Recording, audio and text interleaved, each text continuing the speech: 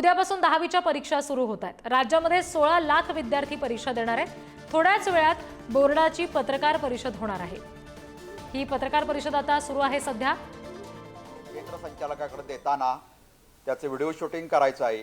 केंद्र संचालक ते क्वेश्चन पेपर त्याच्या कपाटामध्ये सील करताना ठेवत असताना ते कुठे ठेवतात याचं सुद्धा व्हिडिओ रेकॉर्डिंग करण्याच्या सूचना त्यांना दिलेल्या आहेत। तर त्याचबरोबर ते ऑब्झर्व्हर म्हणून एक बैठक पथक या नावाने सुद्धा ते त्या केंद्रावर बसू शकतात आणि त्यांना तसे आपण आदेश दिलेले आहेत आणि या सर्वांना ओळखपत्र दिलेली आहेत। सर्व परीक्षार्थींना निर्धारित वेळापूर्वी म्हणजे सकाळच्या सत्रात आपला पेपर 11 वाजता सुरू होतो, दुपारच्या सत्रात आपला पेपर 3 वाजता सुरू होतो। तर याच्यापूर्वी अर्धा तास म्हणजे सकाळच्या सत्रात 10:30 वाजता आणि दुपारच्या सत्रात 2:30 विद्यार्थ्यांनी परीक्षा सेंटरवर उपस्थित राहणे बंधनकारक करण्यात आलेले आहे।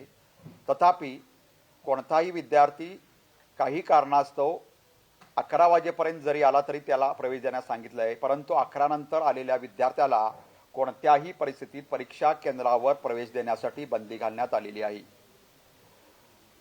गतवर्षीप्रमाणेच यावर्षी सुद्धा फेब्रुवारी-मार्च 2025च्या परीक्षेसाठी निर्धारित पेपरच्या निर्धारित वेळ 80 मार्काचा जो पेपर आहे त्यामध्ये 3 तासाचा वेळ असतो।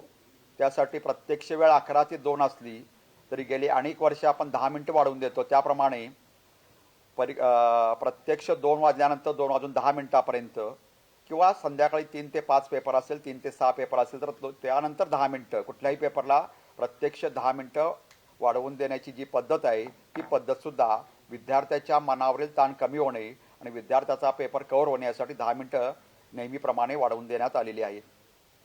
परीक्षेत प्रविष्ट होणारे जे दिव्यांग विद्यार्थी असतात, साधारणतः 22 प्रकारचे दिव्यांग आपल्याकडे नोंद आहेत, तर त्याप्रमाणे 16/10/2018 रोजीच्या शासन निर्णयाद्वारे त्यांना योग्य त्या सुविधा सर्व पुरवण्यात आलेल्या आहेत।